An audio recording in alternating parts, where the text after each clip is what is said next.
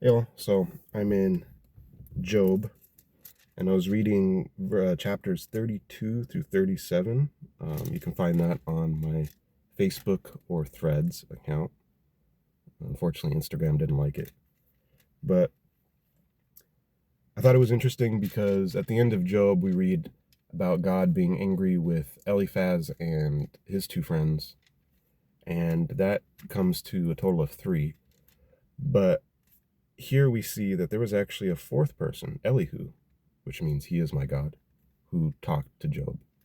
Um, with my small brain, reading this book before, I hadn't noticed that before. I always thought, oh, it was just Job's three friends and they were all bad and, all that.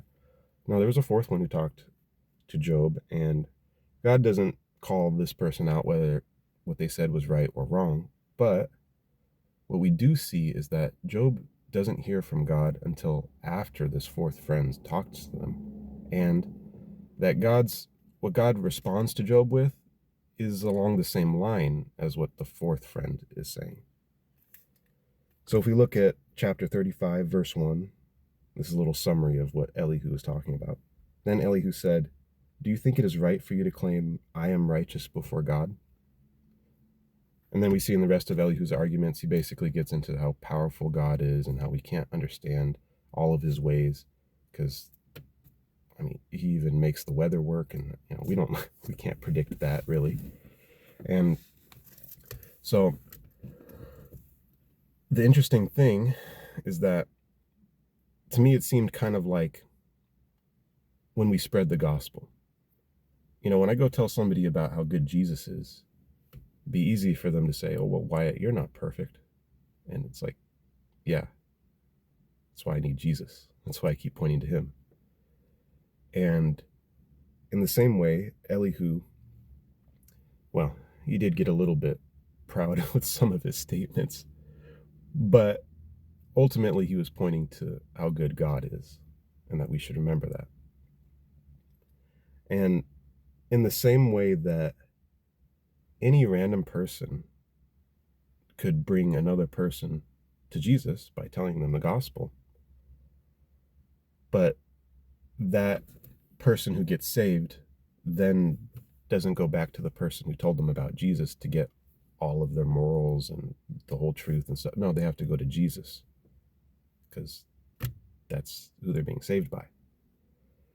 And so, in the same way, Elihu, when he speaks to Job, he's kind of like opening the door on Job's heart to more of God's words. Instead of not listening to Job and not addressing his arguments like the other friends, Elihu really tries to just tell the truth about God. And it doesn't say that Job accepts what Elihu says, but it does seem that whatever truth was in Elihu's words made their way into Job's heart. And then that allows Job to then hear the full truth from God. And once again, I think this is just like a picture of the gospel. I could go tell somebody about Jesus, but I don't know the whole Bible. I haven't memorized it all. But now that they have the name, Jesus, now they can find the rest. They can find the rest of God in the Bible.